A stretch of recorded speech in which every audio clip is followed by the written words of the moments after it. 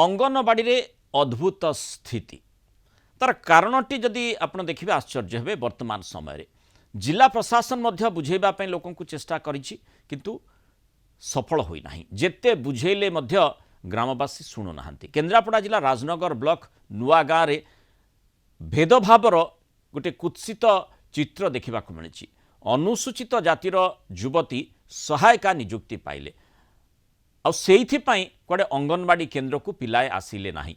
यही खबर पाइबा परे गाँव में पहुंची केन्द्रापड़ा जिला प्रशासन तहसिलदार सीडीपीओ गाँव में केन्द्रापड़ा उपजिलापाल और जिला मंगल अधिकारी पहुंची बुझासुझा करने को चेष्टा कले किंतु कौनसी लोक तांकर पिलामानंकु अंगनवाड़ी केन्द्र को पठेले नाही। उपजिलापाल आसिबा पूर्व अंगनवाड़ी सुपरभाइजर सीडीपीओ घर घर बुली लोकों को डाकी आलोचना को गाँ लोके आसिलेनी फल आलोचना विफल है। शेष में सरपंच वार्ड मेंबर गाँव दुई जन मुरब्बी प्रशासन आलोचना करिछि। 3 दिन मध्य समस्या समाधान पर प्रशासन आशा रखिथिबा उपजिलापाल कहिसेंति। जाति प्रथा को नहीं 81 दिन है बंद पड़ी अंगनवाड़ी केन्द्र निज पिलामानंकु अंगनवाड़ी केन्द्र को ग्रामवासी माने छाड़ू नाहांती। एमिति कि सहायिका हाथरू गर्भवती प्रसूति शिशु खाद्य भी ग्रहण करूना।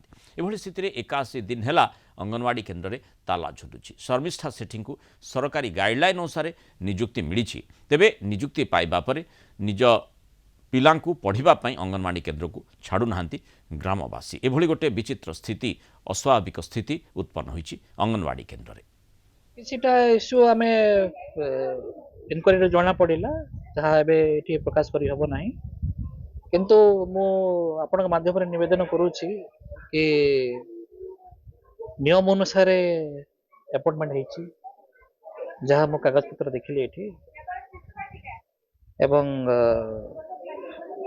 मु निवेदन करी ग्रामवासी को कि सरकार नीति नियम को सम्मान जनाई से जहाँ खाद्य पदार्थ एवं पिला मानकर जहाँ पोषण युक्त खाद्य डिस्ट्रीब्यूट होची ताको से ग्रहण करंतु।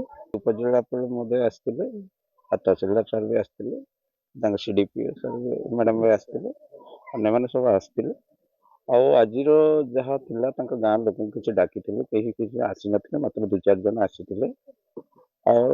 सर कहीगले 3 दिन भितर जमी चेष्टा करेंगे केसटा सल्व करने मुझे आशा करुँच 3 दिन भितर सल्व हो जाए। अधिक आलोचना करिबा राजनगर रिपोर्टर दलगोविंद जेना जोड़ी। दलगोविंद जो भाव में अस्वाभाविक स्थिति अंगनवाड़ी रे सृष्टि होईछि एवं अंगनवाड़ी रे जो सहायिका नियुक्ति पाइछंती जो भेदभाव दृष्टिकोण जेहेतु तांको देखा जाउछि सेथिपाई ग्राम कहा जाउछि जे ग्रामवासी माने तांको पिला मानकु स्कूल को पठाउ नाहांती कोनोसी कार्यक्रम सेठी आगो को बढ़ी पारु नाही। ये गोटे एभली परिस्थिति आमको चिंता करबा पई बाध्य करूछि जे वर्तमान समय रे जेतेबेले आमे देखुचे जे भेदभावर कौन मूल्य ही नहीं लोके भी जो पिला माने पाठ पढ़ा को आसुचंती से माने भी जानिबा दरकार अंततः एभली स्थिति कहीं उत्पन्न होईछि आ सेठी स्थानीय जनप्रतिनिधि मानकर गुरुत्वपूर्ण भूमिका रही। बोधवे जिला प्रशासन तापर गुरुत्वारोप करुछि कि आ जो 3 दिन समय दिया जाइछि से 3 दिन भितर आशा करुछि जे स्थिति स्वाभाविक हो जिवो से भली कोनसी बाट खोला भली देखा गलानी कि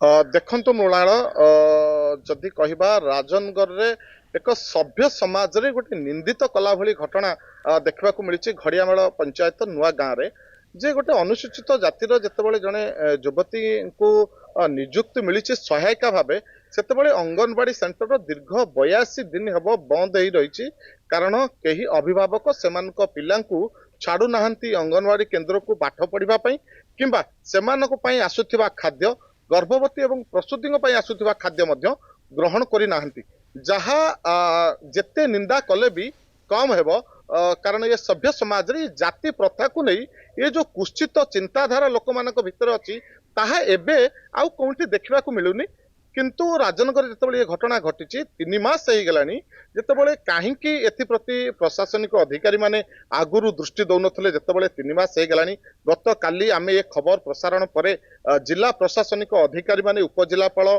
सहित तहसिलदार सीडीपीओ जिला मंगल अधिकारी समस्ते पहुंची अंगनवाड़ी केन्द्र रे एवं समस्त अधिकारी मध्य पूर्वर सूचना देते जे सरपंच हूँ सभ्य हूँ पंचायतर ସେମାନେ ବୁଲି ବୁଲିକିରି ଘର ଘର ବୁଲି ସମସ୍ତଙ୍କୁ ଡାକିଥିଲେ ଯେ ଆପଣଙ୍କର କଣ ଅଛି ଅଭିଯୋଗ, ଆପଣ ଆସନ୍ତୁ ଅଙ୍ଗନବାଡି କେନ୍ଦ୍ରକୁ ଆସନ୍ତୁ, ଆଲୋଚନା କରିବା।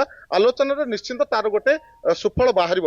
କିନ୍ତୁ ବ୍ୟତିକ୍ରମ ଦେଖିବାକୁ ମିଳିଥିଲା, କେହି ଗ୍ରାମବାସୀ କିମ୍ବା ଯୋଉ ପିଲାମାନେ ପାଠ ପଢୁଛନ୍ତି ସେମାନଙ୍କର ଅଭିଭାବକ ଆଲୋଚନାକୁ ଆସିଲେ ନାହିଁ। ମାତ୍ର ଏବେ ବାଟ ସରପଞ୍ଚ କ'ଣ ଏବଂ କୁହାଯାଉଛି, ପ୍ରଶାସନିକ କଳ କ'ଣ କରିବ? ମାନେ ଯେଉଁଭଳି ସରପଞ୍ଚଙ୍କର ଭୂମିକା କଥା କୁହାଯାଉଛି, ସେଠି ସ୍ଥାନୀୟ ଜନପ୍ରତିନିଧିଙ୍କ ଭୂମିକା କଥା କୁହାଯାଉଛି, ସେମାନେ ଇନଭଲ୍ଭ ହେଲେ ସ୍ଥିତିରେ ସ୍ୱାଭାବିକତା ଆସିପାରେ କି? ନିଶ୍ଚିନ୍ତ ଯାହା ସରପଞ୍ଚ ଯାହା କହିଛନ୍ତି, ଯୋଉ ଆଜି ତାଙ୍କର ଆମେ ପ୍ରତିକ୍ରିୟା ନେଉଥିଲୁ ଏବଂ ସ୍ଥାନୀୟ ଯୋଉ ଜନପ୍ରତିନିଧି ଅଛନ୍ତି ବି ନିଶ୍ଚିନ୍ତ ଭାବେ ସେମାନଙ୍କର ଗୁରୁତ୍ୱପୂର୍ଣ୍ଣ ଭୂମିକା ରହୁଛି।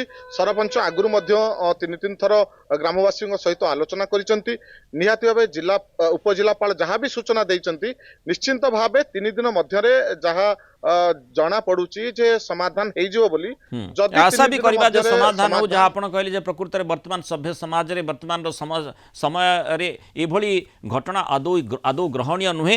ଯେଉଁଭଳି ଅଙ୍ଗନବାଡ଼ିରେ ଗୋଟେ ଅଦ୍ଭୁତ ସ୍ଥିତି ଉତ୍ପନ୍ନ ହୋଇଛି, ଯେଉଁଠି ଅନୁସୂଚିତ ଜାତିର ଜଣେ ଯୁବତୀଙ୍କୁ ନିଯୁକ୍ତି ମିଳିବା ପରେ ଯାହା କୁହାଯାଉଛି, ଗ୍ରାମବାସୀମାନେ ତାଙ୍କ ପିଲାଙ୍କୁ ଅଙ୍ଗନବାଡ଼ି କେନ୍ଦ୍ରକୁ ଛାଡ଼ୁନାହାନ୍ତି। ଗୋଟେ ଗୁରୁତର କଥା, ଯାହାକୁ ଅତି ଗୁରୁତ୍ୱପୂର୍ଣ୍ଣ ଭାବରେ ପ୍ରଶାସନିକ କଳ ନେବା କଥା। ବିଳମ୍ବରେ ହେଉ ପଛେ ଏଭଳି ଘଟଣା ଯେତେବେଳେ ନଜରକୁ ଆସିଛି, ଆପଣ ଯାହା କହୁଥିଲେ ଯେ କଳିଙ୍ଗ ଟିଭିରେ ଆମେ ଏ ସମ୍ପର୍କରେ ଆଲୋଚନା କରିବା ପରେ ତାର ପ୍ରତିଫଳନ जिला प्रशासन पर पड़ी और जिला प्रशासन आगभर रही चेष्टा करुच्ची जे स्थिति स्वाभाविकता आसु। सरपंच और स्थानीय जनप्रतिनिधि भूमिका निश्चय गुरुत्वपूर्ण रही से आधार रे ही लोक बुझा सचेतन करा स्थिति स्वाभाविक हो पारे आशा करा।